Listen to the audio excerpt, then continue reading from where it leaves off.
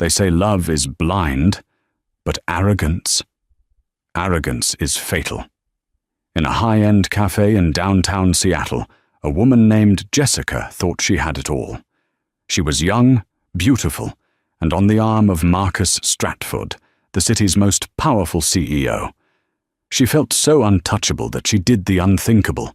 She stood up and slapped Marcus's wife right across the face in public. The cafe went silent. Jessica smirked, thinking she had won, but she didn't notice the grey-haired man sitting 2 tables away, quietly reading a newspaper. She didn't know that she had just committed assault in front of Chief City Judge Arthur Pendleton.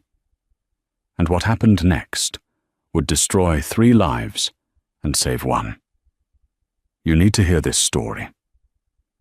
The rain in Seattle was relentless that Tuesday, hammering against the floor-to-ceiling windows of the Gilded Bean, an exclusive coffeehouse known for its $18 lattes and clientele that owned half the city's skyline.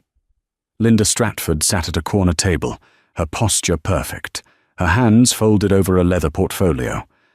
At 34, Linda possessed a timeless elegance that money couldn't buy, though she had plenty of it. She wore a simple charcoal blazer and a silk scarf, a stark contrast to the flashy, logo-heavy attire of the influencers who frequented the spot. She wasn't here for coffee. She was here to end a marriage that had been dead for 3 years. She checked her watch. Marcus was 20 minutes late. Typical.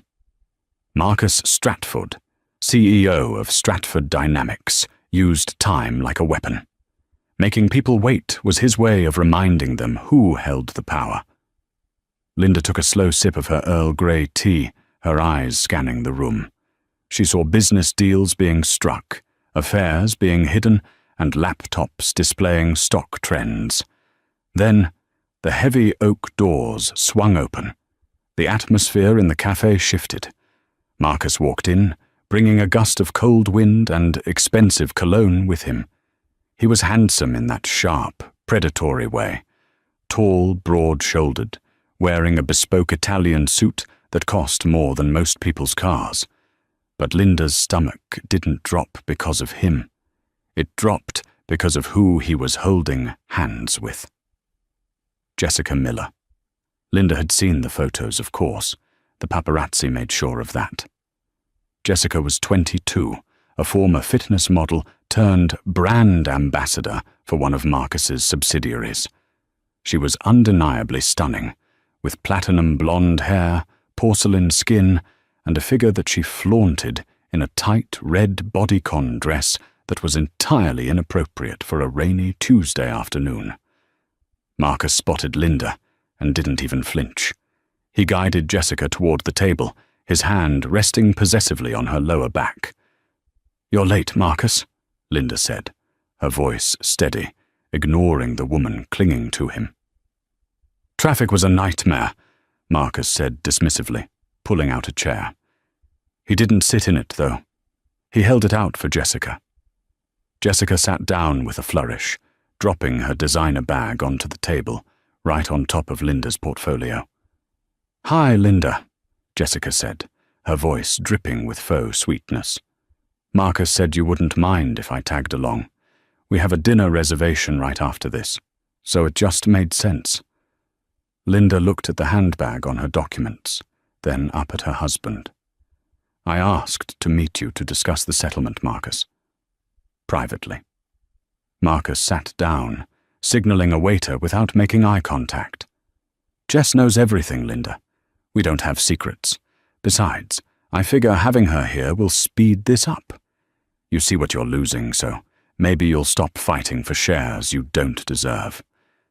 The waiter arrived, looking nervous. "Can I get you started?"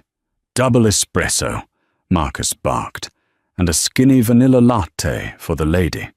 "Actually," Jessica interrupted, looking at Linda with a smirk, "make it a celebratory champagne. 2 glasses. We have good news, don't we, babe?" Linda felt a cold chill run down her spine. She looked at Marcus. What is she talking about? Marcus loosened his tie, looking bored. Just say it, Jess. I'm pregnant, Jessica announced, loud enough for the neighboring tables to hear. She rubbed her flat stomach theatrically. It's a boy. A heir. The word hung in the air like toxic smoke. Heir. It was a direct attack. Linda and Marcus had tried for years to have children, resulting in 3 heartbreaking miscarriages. Marcus had called her broken after the last one. Congratulations, Linda said, her voice barely a whisper. She refused to cry. Not here. Not in front of her. So you see, Marcus leaned forward, his eyes cold. I need this divorce finalized yesterday. I need to marry Jess before the baby comes. The press loves a legitimate family. So, sign the papers, Linda. The original offer. The house in the Hamptons and a monthly stipend. Give up your claim to the Stratford Dynamics shares. Linda slowly moved Jessica's bag off her portfolio. She opened the folder. I can't do that, Marcus. My father founded that company. Those shares are my birthright. I'm willing to give you the house, the cars, the accounts, but I keep the board seat and my 40% stake. Jessica laughed. It was a harsh, sharp sound. Oh, honey, you really don't get it, do you? You're the past. I'm the future. Marcus built that company into what it is. You just sat at home arranging flowers. I was the CFO for 6 years, Jessica, Linda corrected calmly. I secured the financing that saved the company from bankruptcy in 2019. Boring, Jessica rolled her eyes, checking her nails. Marcus, make her sign it. I'm tired of looking at her old clothes. Does she even own a mirror? You look like a librarian. Sign it, Linda, Marcus growled. Don't make me destroy you in court. I have lawyers who will make your life a living hell. I'll paint you as unstable. I'll use your therapy records against you. I'll leave you with nothing. Linda took a deep breath. She looked around the cafe. A few people were watching, sensing the tension.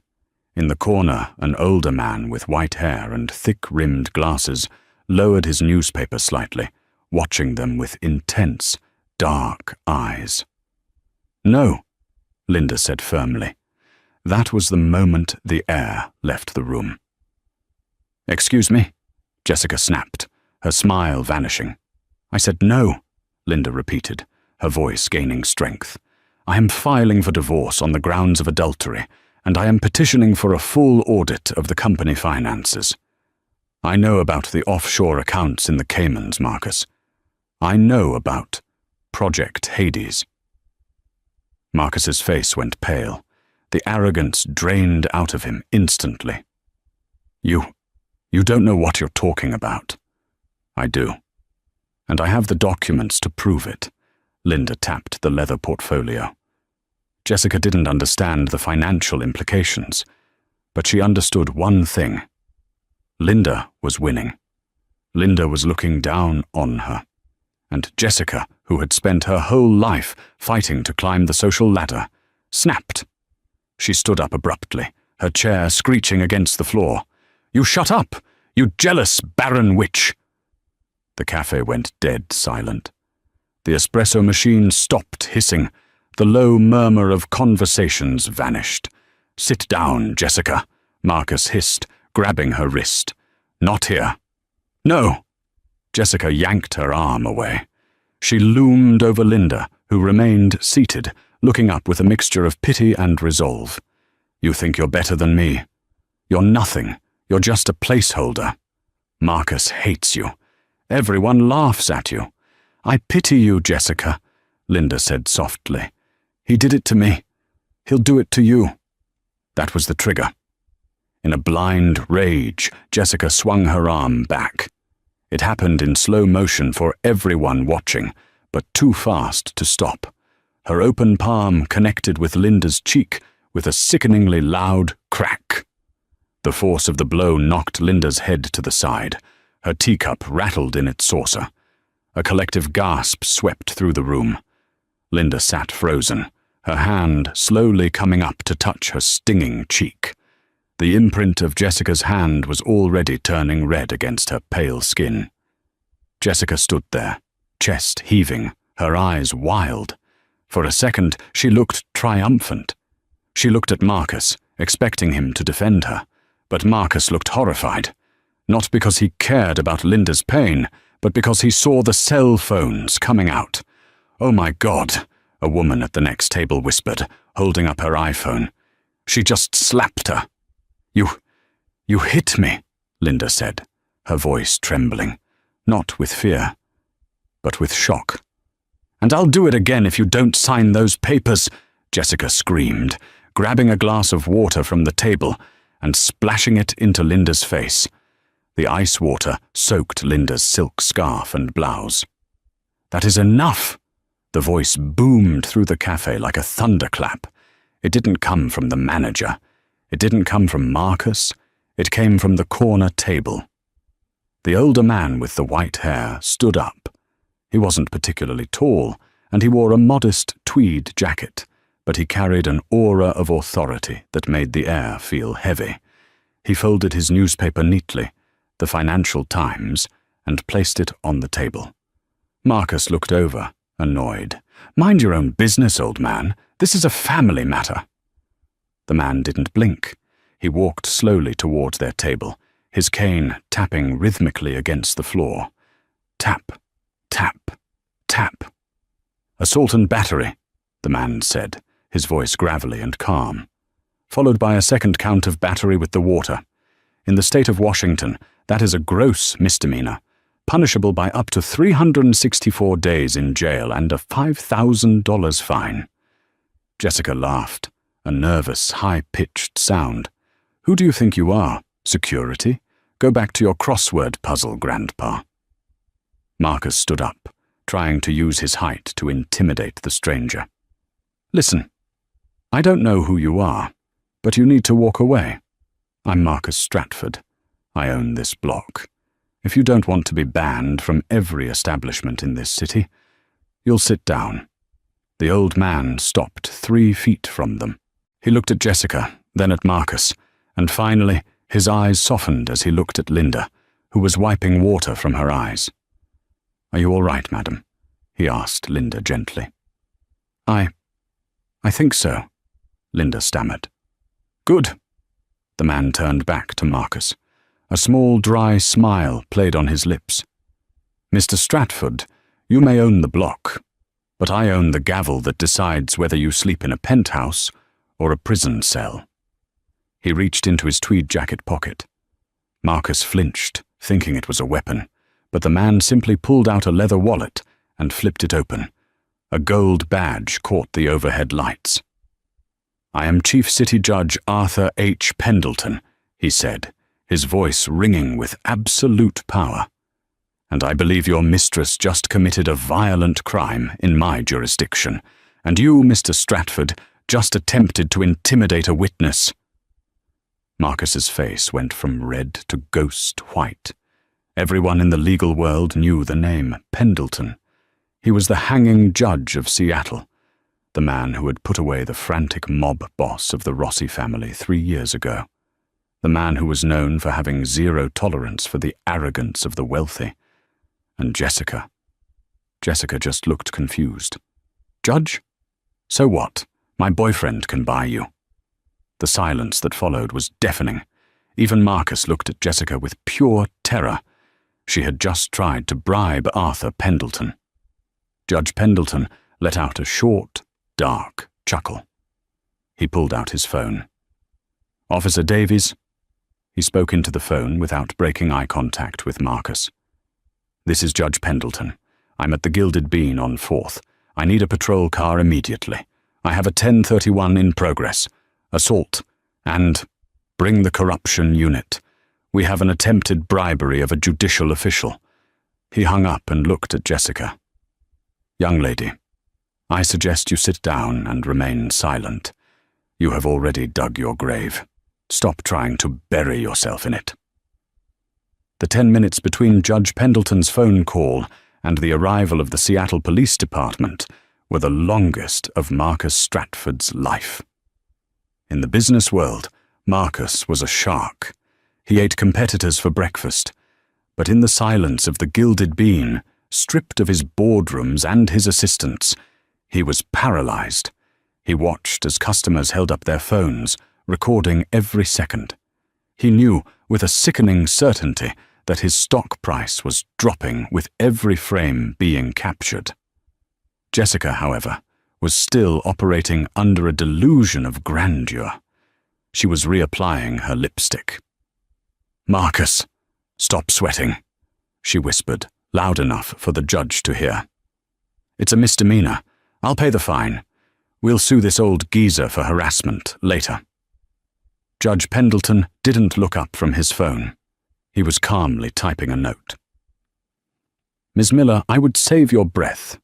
You're going to need it to explain to the booking officer why you assaulted a woman in public." Two uniformed officers entered the cafe, followed closely by a woman in a trench coat. Detective Sarah Miller, no relation, known in the precinct for her no-nonsense attitude toward domestic disputes. "Judge Pendleton," Detective Miller nodded respectfully, ignoring Marcus entirely. "We got the call. What's the situation?" "Simple assault, Detective. Witnessed by myself and 12 other patrons. The victim is Mrs. Stratford there." Pendleton pointed his cane at Linda. "The aggressor is that woman in the red dress. She also attempted to bribe a judicial officer." Detective Miller turned to Jessica. Her face was stone cold. "Ma'am, please stand up and place your hands behind your back." Jessica laughed, expecting Marcus to intervene. She looked at him.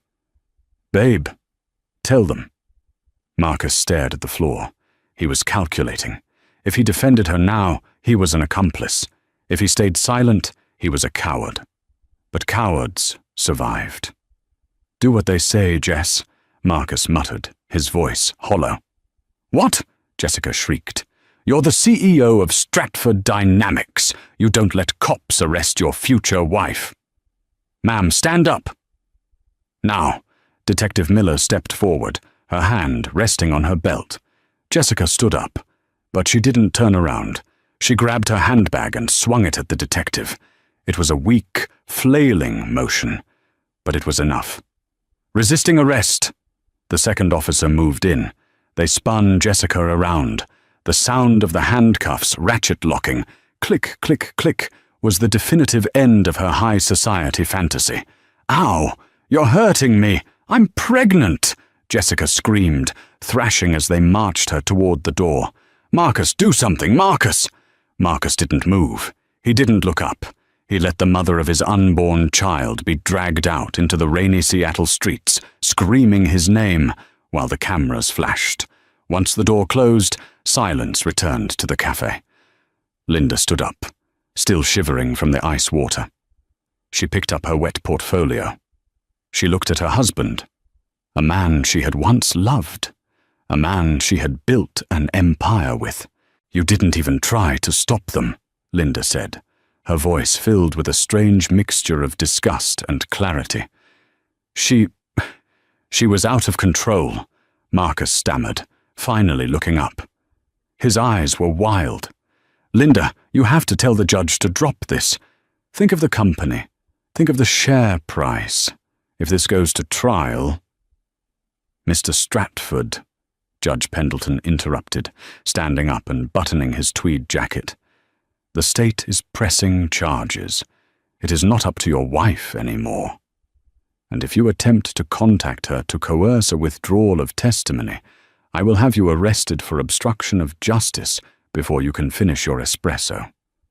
The judge turned to Linda and offered her a handkerchief from his pocket. It was monogrammed with AHP. "My driver is outside, Mrs. Stratford," the judge said kindly. "May I offer you a lift? I believe you have a statement to give at the precinct, and I wouldn't want you to have to wait in the rain." Linda took the handkerchief. She looked at Marcus one last time. He looked small, defeated. "Thank you, Judge," she said. She walked out of the cafe on the arm of the most powerful man in the city's legal system, leaving Marcus alone with 2 cold coffees and a ruined reputation. King County Jail is not a place for silk dresses. Jessica sat on a metal bench in the holding cell, the smell of bleach and unwashed bodies filling her nose. Her red dress was stained, her hair was a mess, and her mascara had run down her cheeks. She had been stripped of her jewelry, her phone, and her dignity. She kept waiting for the door to open. She kept waiting for Marcus's high-priced lawyers, Vanderbilt and Associates, to stride in with a bail check and a cappuccino. But 3 hours passed, then 5. Across town, in the penthouse office of Stratford Dynamics, the scene was chaotic. Marcus was pacing the length of his office, throwing a glass of scotch against the wall. Shattered glass littered the Persian rug. "How bad is it?" he yelled at his PR manager, a young man named David who looked like he wanted to be anywhere else. It's viral, sir," David said, hesitatingly connecting his tablet to the large wall screen. "Someone live-streamed it on TikTok. It has 4 million views in 3 hours. The hashtag #HujoStratfordSlap is trending #1 globally." On the screen, Marcus watched the video. He saw himself sitting there, passive, while Jessica slapped Linda. He saw the judge stand up. He saw the fear in his own eyes. The comments were brutal. "Turn it off!" Marcus roared. The door to his office opened. Silas Thorne walked in. Silas was not a nice man. He was the kind of lawyer you hired when you were guilty. He charged $1,500 an hour and had no soul. "Silas, get her out," Marcus pleaded. "Get Jessica out. She's pregnant. If she miscarries in there, the press will eat me alive." Silas sat down calmly and opened his briefcase. "Marcus, sit down." "I don't want to sit down. I want my image fixed." "Your image is dead, Marcus," Silas said coldly. "The only thing we can save now is your money and your freedom. I just got off the phone with the district attorney. They are throwing the book at her. Assault, battery, resisting arrest, and bribery of a public official. Judge Pendleton has fast-tracked the arraignment for tomorrow morning." "So? Pay the bail?" "No," Silas said. Marcus froze. "What?" "If you bail her out, you align yourself with her," Silas explained, his voice smooth and reptilian. "The narrative right now is that you are a weak husband, controlled by a crazy mistress. If you help her, you confirm that. But if we spin this..." Silas leaned forward. "If we say that you were also a victim, that she was abusive, that she coerced you, then you become sympathetic. You distance yourself from the crazy woman who slapped the beloved founder's daughter." Marcus blinked. It was ruthless. It was evil. Jessica was carrying his child. She had done exactly what he wanted her to do, intimidate Linda, until it went wrong. "But the baby," Marcus whispered. "We can deal with custody later," Silas shrugged. "Right now you have to choose. Do you want to save your mistress, or do you want to save your CEO position? Because the board is meeting in emergency session tomorrow at noon. If you are linked to her, they will fire you." Marcus looked out the window at the rainy city. He thought about his power. He thought about his money. "She's on her own," Marcus said softly. The Seattle Municipal Court, Department 3, was packed. Reporters lined the benches. Sketch artists were sharpening their pencils, and the gallery was full of curious onlookers. Linda sat in the front row, wearing a modest navy dress. Her cheek was slightly bruised, a visual reminder of the violence. Next to her sat a victim's advocate provided by the state. When the bailiff announced, "All rise," the room stood. Judge Arthur Pendleton walked in, but he wasn't presiding. Since he was a witness, he had recused himself. The presiding judge was the Honorable Sarah Chen, a woman known for being fair but stern. "Case number 49204, the City of Seattle versus Jessica Miller," the clerk announced. The side door opened. Jessica was led in. She was wearing an orange jumpsuit. It hung loosely on her frame. She looked around the room frantically, her eyes scanning the crowd until they landed on Marcus. Marcus was sitting 3 rows back, wearing dark sunglasses inside the courtroom. Jessica's face lit up with relief. She smiled at him, a desperate, pleading smile. She thought he was there to save her. "Ms. Miller, you are charged with assault in the 4th degree, battery and attempted bribery." Judge Chen read the docket. "How do you plead?" Jessica looked at the empty table next to her. "Where is my lawyer? Marcus, where is Silas?" Marcus stared straight ahead. He didn't move. A young man in an ill-fitting suit stood up from the defense table. "Your Honor, I am Greg Finkel from the Public Defender's Office. I have been assigned to represent Miss Miller." Jessica recoiled as if she had been slapped. "Public Defender? No. My boyfriend is Marcus Stratford. He has lawyers. Silas Thorne represents us," the courtroom murmured. Judge Chen looked over her glasses at the gallery. "Mr. Thorne, are you present?" Silas Thorne stood up from the back of the room, smoothing his suit. "Your Honor, I am present. However, I am here representing Mr. Marcus Stratford as an interested party. I do not and will not represent Ms. Miller." The color drained from Jessica's face. She grabbed the railing of the defendant's box. "Marcus, what is he saying? Tell them," Silas continued, his voice projecting clearly for the reporters. "Furthermore, my client, Mr. Stratford, would like to request a temporary restraining order against Ms. Miller. He fears for his safety, given her violent outburst yesterday." The gasp in the courtroom was audible. Even Linda looked shocked. She turned to look at Marcus, who was still hiding behind his sunglasses. It was the ultimate betrayal. He wasn't just abandoning her. He was burying her to save himself. Jessica made a sound that wasn't quite human, a strangled sob of pure heartbreak and rage. "You liar! You told me to do it! You told me to make her sign! I'm carrying your son!" "Order!" Judge Chen banged her gavel. "Ms. Miller, silence!" "He's lying!" Jessica screamed, pointing a shaking finger at Marcus. "He has the offshore accounts. He has the Project Hades files. He told me everything. If I go down, Marcus, I am taking you with me." Suddenly, the atmosphere in the room shifted from a domestic drama to something far more serious. Linda sat up straighter. Project Hades. Jessica had mentioned it in the cafe, but saying it on the record in open court changed everything. Judge Chen narrowed her eyes. She looked at the prosecutor. Bail is set at $500,000. Defendant is considered a flight risk. Remand to custody. "No! Marcus!" Jessica screamed as the bailiffs grabbed her arms. She was dragged out, kicking and screaming, her eyes locked on the man who had promised her the world and given her a prison cell. As the doors closed on Jessica, Marcus stood up to leave, thinking he had successfully severed the tie. He turned to exit the courtroom, surrounded by his security. But the path was blocked.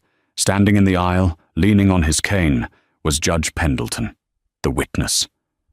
Next to him was a tall, severe-looking man in a grey suit. "Going somewhere, Mr. Stratford?" Pendleton asked pleasantly. "Out of my way, Arthur," Marcus growled. "I'm afraid I can't do that." Pendleton smiled. He gestured to the man beside him. "Marcus, I'd like you to meet Special Agent Davison from the FBI's Financial Crimes Division." Agent Davison stepped forward, holding a folded piece of paper. "Marcus Stratford, you are under arrest for securities fraud, embezzlement, and money laundering. Ms. Miller's outburst in the cafe gave us probable cause to seize her phone. And unlike you, she didn't delete her text history. We have the Project Hades documents." Marcus's sunglasses fell off his face. The press photographers who thought the show was over suddenly started flashing their cameras again. The blinding lights captured the exact moment the CEO realized his wife had won. 6 months later, the federal courthouse in Seattle looked more like a movie premiere than a legal proceeding. Vans with satellite dishes lined the streets. Project Hades had become the biggest financial scandal of the decade. Inside, Marcus Stratford sat at the defendant's table. He looked 10 years older. His hair was thinning, and the bespoke Italian suits had been replaced by a modest department store blazer, a suggestion by his legal team to make him look humble. It wasn't working. The prosecutor, a sharp-witted woman named AUSA Reynolds, stood up. The prosecution calls its star witness to the stand, Ms. Jessica Miller. The doors opened. The gallery craned their necks. Jessica walked in. She was visibly pregnant now, waddling slightly in a grey maternity dress. She wore no makeup. Her hair was tied back in a messy bun. She looked tired, defeated, but her eyes held a burning, cold hatred as she walked past Marcus. She didn't look at him. She looked through him. She took the stand. "Ms. Miller," Reynolds began, "can you tell the court your relationship to the defendant?" "I was his mistress," Jessica said, her voice flat. "And he is the father of my unborn child." "And can you explain what Project Hades was?" Jessica took a deep breath. She looked at the jury. Marcus always hated that he didn't really own Stratford Dynamics. Linda, his wife, owned the controlling interest because her father founded it. Marcus was just an employee with a fancy title. He hated that she had the power. Marcus's lawyer jumped up. "Objection! Hearsay!" "Overruled," the judge said. "Continue." Project Hades was a plan to bankrupt the company intentionally, Jessica explained. Marcus set up 3 shell companies in the Cayman Islands. He was transferring the company's most valuable patents, the AI drone technology and the medical imaging software, to these shell companies for pennies. He was selling billion-dollar assets for 100 to companies he secretly owned. The jury gasped. "Why?" Reynolds asked. "Because he wanted the stock price of Stratford Dynamics to crash to 0, Jessica said, a tear sliding down her cheek. "He wanted to make Linda's shares worthless. He wanted to destroy her inheritance. Once the company was bankrupt, he planned to buy the assets back with his new company and become a billionaire on his own, leaving Linda with nothing but debt." "And how do you know this?" "Because he made me the signatory on the Cayman accounts." Jessica pointed a trembling finger at Marcus. "He told me it was a tax loophole for our retirement fund. He used me. He put my name on the crimes, so if he got caught, I would take the fall." Reynolds walked over to the evidence table and picked up a blown-up printout of a text message. "Ms. Miller, please read this text message sent from the defendant's phone to yours on the night of the incident at the cafe." Jessica squinted at the screen. Her voice shook as she read it aloud. "Keep stalling her. Once she signs the divorce papers, trigger the sell-off. By Monday morning, she'll be the queen of nothing. And if she doesn't sign, we make her look crazy. Destroy her." Silence filled the courtroom. It was the smoking gun. It wasn't just fraud. It was a malicious, calculated conspiracy to ruin a woman's life. Marcus put his head in his hands. He knew it was over. Silas Thorne, his expensive lawyer, was already packing up his briefcase, looking at his watch. Even he knew there was no coming back from that. The cross-examination. The air in the federal courtroom was stale, recycled, and thick with tension. The gallery was packed shoulder to shoulder. Jessica Miller sat in the witness box, clutching her baby bump as if it were a shield. She had just laid out the framework of Project Hades, damning Marcus Stratford with every breath. But Silas Thorne, Marcus's lead defense attorney, a man whose suit cost more than the average American's annual mortgage, was not done. He stood up slowly, buttoning his jacket. He was known as the Butcher for a reason. He didn't just win cases, he eviscerated witnesses. "Miss Miller," Silas began, his voice smooth like oiled velvet, "you claim that Mr. Stratford orchestrated this entire scheme, that you were merely a puppet, a victim of his manipulation. Is that correct?" "Yes," Jessica whispered, her voice trembling. "He told me what to sign. I didn't understand the documents." Silas walked to the projection screen. He clicked a remote. A photograph appeared. It showed Jessica on a yacht in the Mediterranean, wearing diamond earrings that dragged her earlobes down, laughing with a glass of champagne in hand. This photo was taken 3 days after the first shell company, Hades Holdings Limited, was incorporated in the Cayman Islands.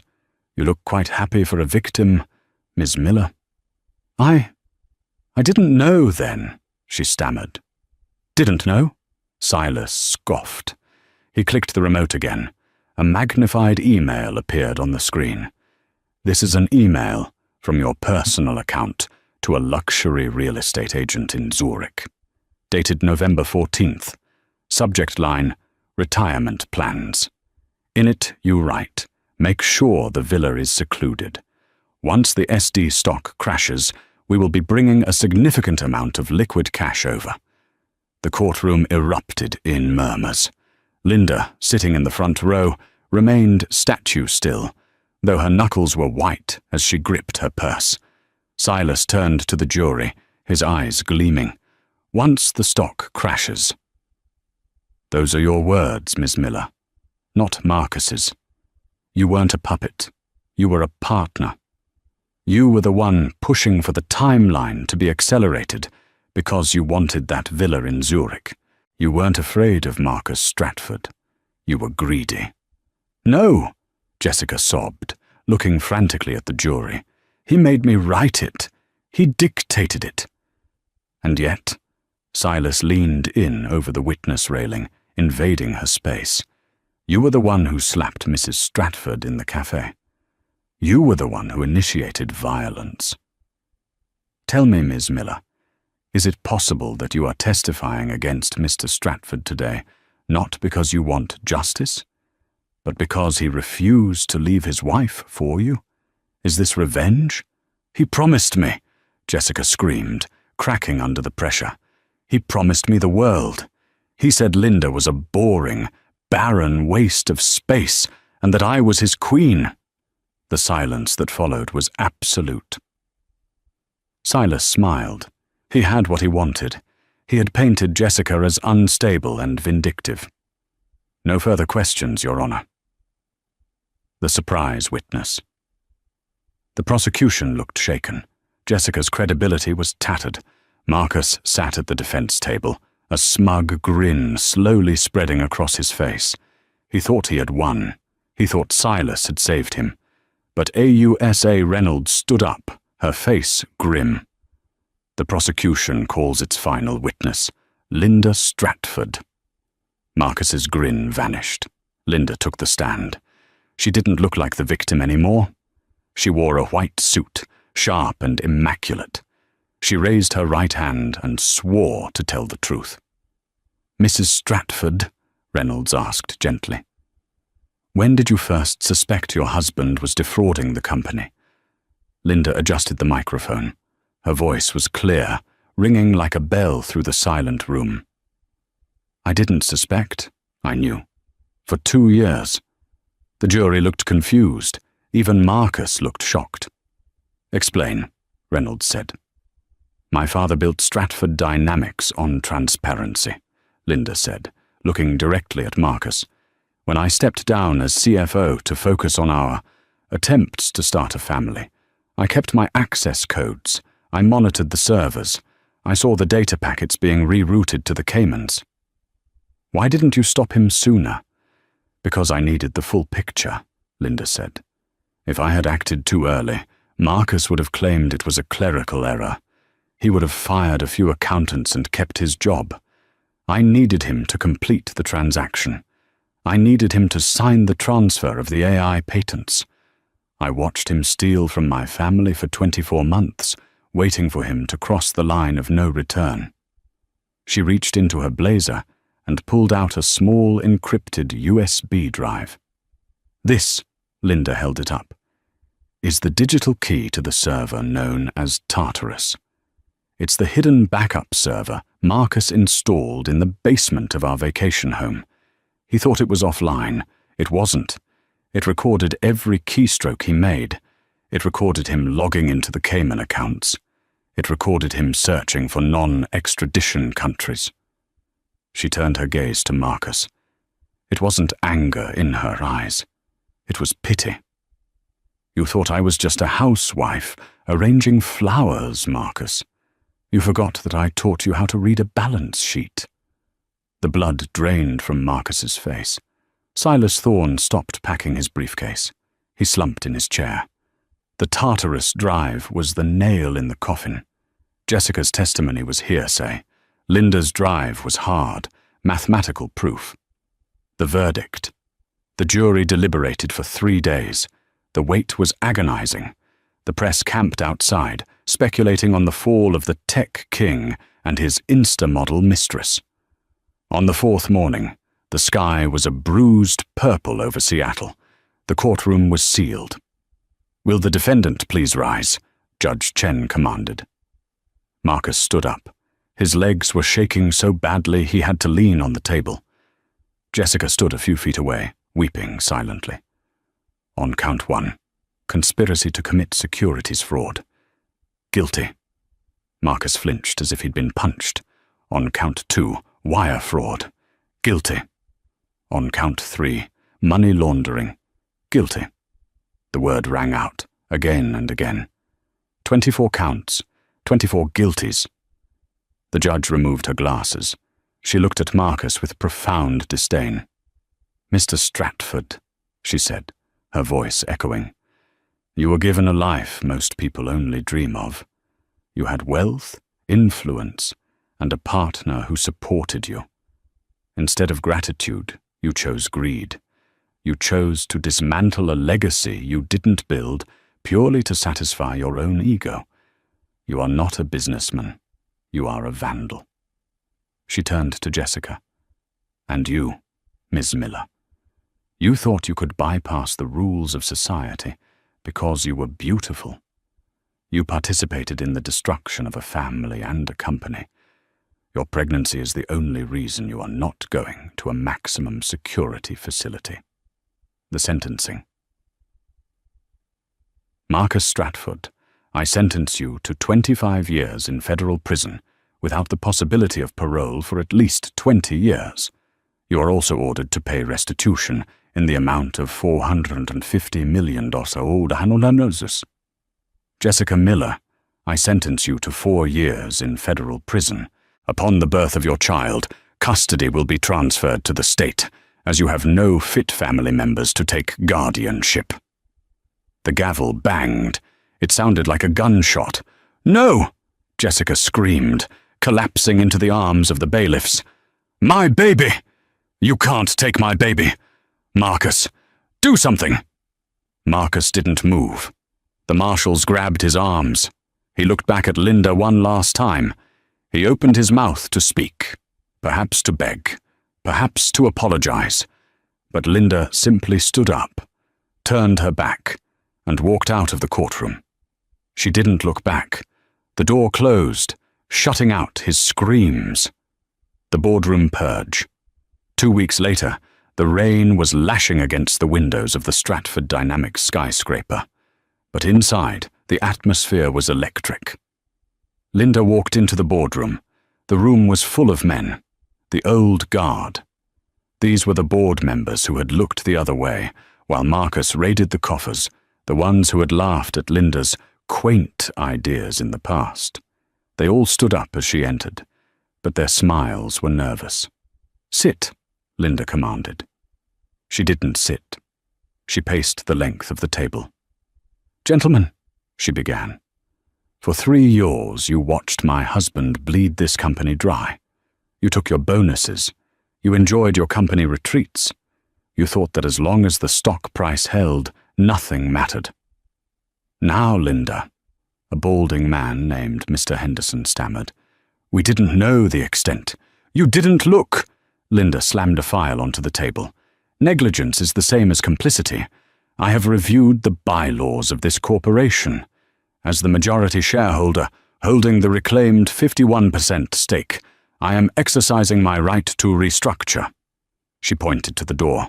Mr. Henderson, Mr. Blackwood, Mr. Vance, you are fired, effective immediately. Security is waiting to escort you out. Your severance packages have been denied due to gross breach of fiduciary duty.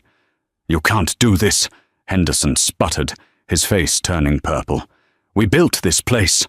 My father built this place, Linda said, her voice like ice. You just infested it. Get out.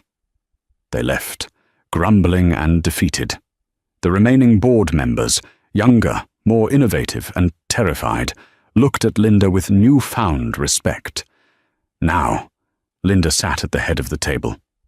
Let's get to work. We have a reputation to rebuild.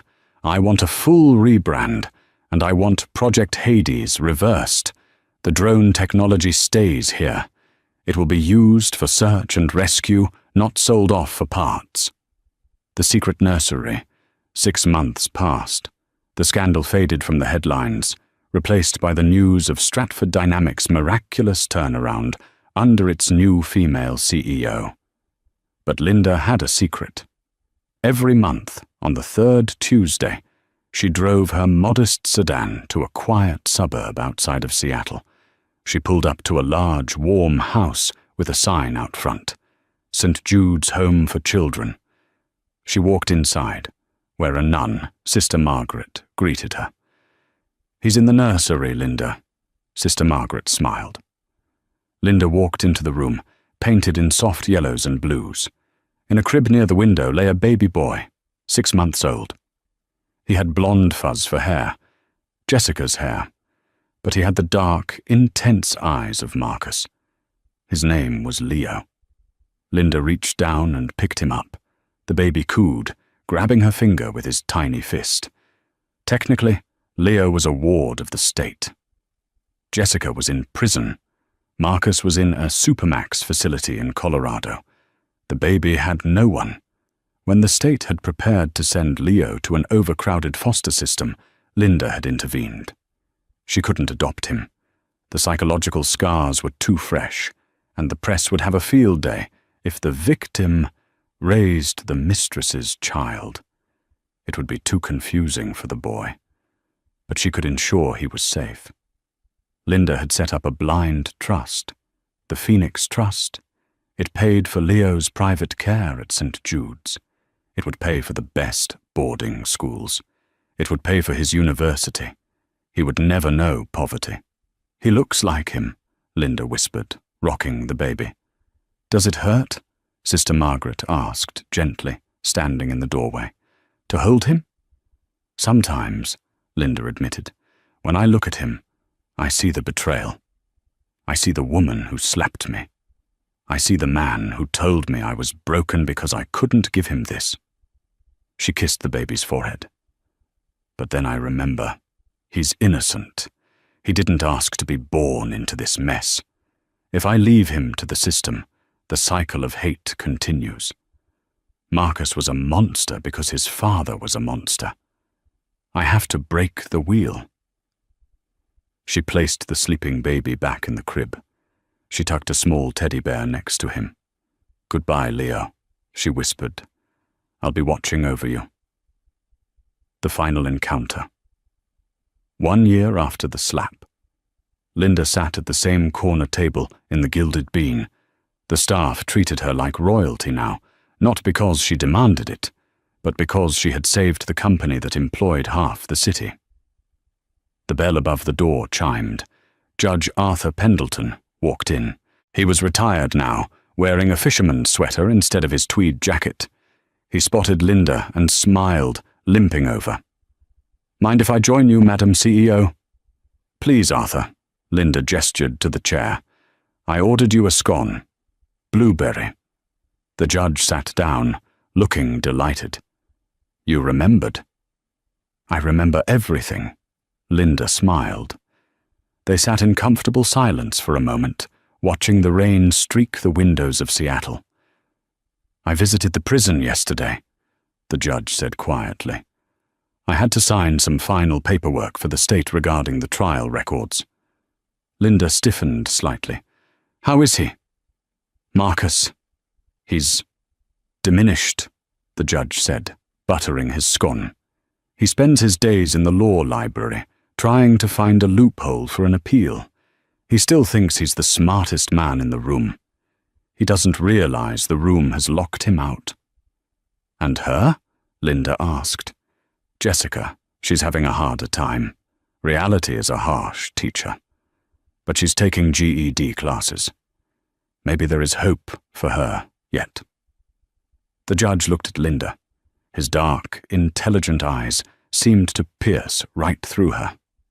You know, Linda, in 40 years on the bench, I saw thousands of cases. People fighting over money, over pride, over petty insults. Most people let the anger eat them alive. They win the lawsuit, but they lose their souls. He took a sip of coffee. But you did something rare. You didn't just win. You transcended. You didn't let them turn you into a bitter woman. You kept your grace. Linda looked at the reflection in the window. She saw a woman who had been slapped, humiliated, and cheated on. But she also saw a woman who was strong. I realized something, Arthur, she said softly. The best revenge isn't destroying your enemy. It's living so well and so kindly that their existence becomes irrelevant.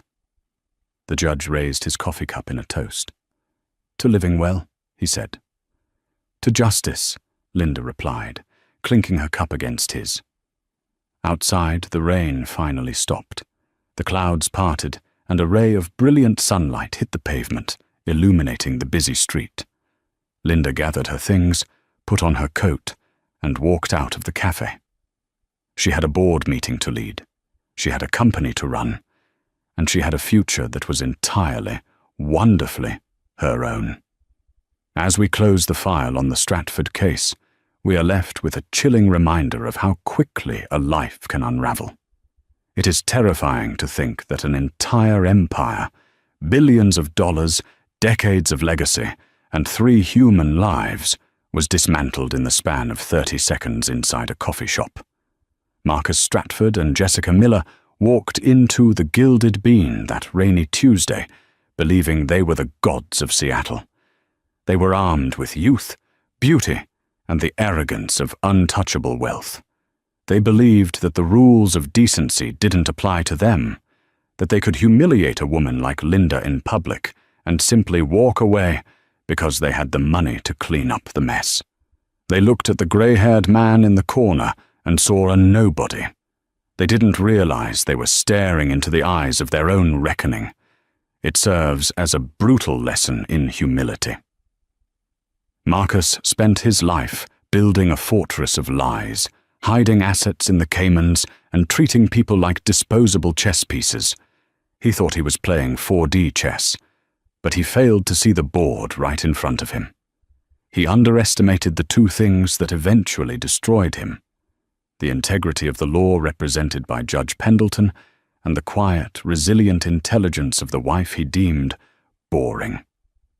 Linda's journey is perhaps the most powerful part of this story. In a world that loves loud revenge, screaming matches, drink throwing, and social media wars, Linda chose the path of silence. She didn't fight back in the cafe.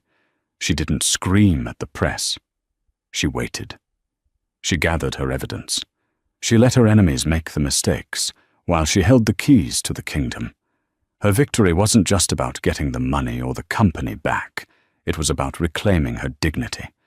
And her final act, the creation of the trust fund for baby Leo, proves that she is truly a leader. It would have been so easy for her to hate that child. That baby is the living proof of her husband's betrayal and his mistress's ambition. But Linda realized that hate is a poison that you drink yourself, hoping the other person dies. By choosing to protect the innocent child, she broke the cycle of toxicity that Marcus had started. She proved that you can be strong without being cruel. Marcus Stratford sits in a cell today, not because he was unlucky, but because he was proud. He sits there knowing that his son is being raised on his ex-wife's charity, a final, stinging irony that likely hurts more than the prison bars. Now, I want to turn this over to you, the listeners. This story raises so many difficult questions about justice, forgiveness, and karma. I want to know what you would have done in Linda's shoes. Be honest. If the person who destroyed your marriage and slapped you in public had a child who ended up in the foster system, would you have stepped in to help? Or would you have walked away and said, "Not my problem"?